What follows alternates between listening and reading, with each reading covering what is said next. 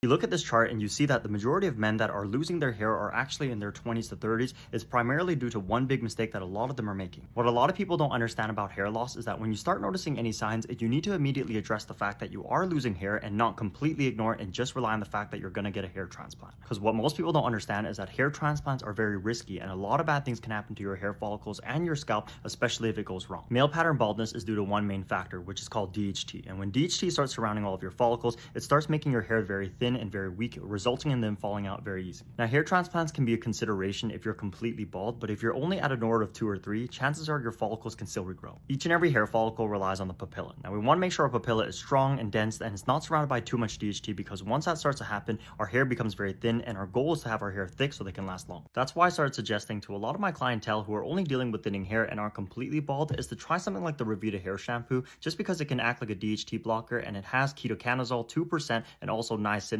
which is going to get your papilla to be working with your follicles. Just a few months ago, one of my clients came in and told me he was very self-conscious of losing all of his hair. He had a really bad receding hairline and noticeable thinning around his crowning area, and he really wanted to get a hair transplant. But I sat down with him and explained to him the risk and told him not to take it and try using this for at least a month consistently before coming back to me. He came back the other day for a follow-up, and the amount of thickness and progress that I seen on his hairline, like especially in the areas that he was showing signs of thinning, got me to a point where I honestly didn't think he was balding at all. Now, results may vary from person to person, but it depends how consistent you are with this if you want to see any progress. So if you're balding or you're noticing signs of a receding hairline, I'm telling you, try out the shampoo. I'll leave a link so you can get one too.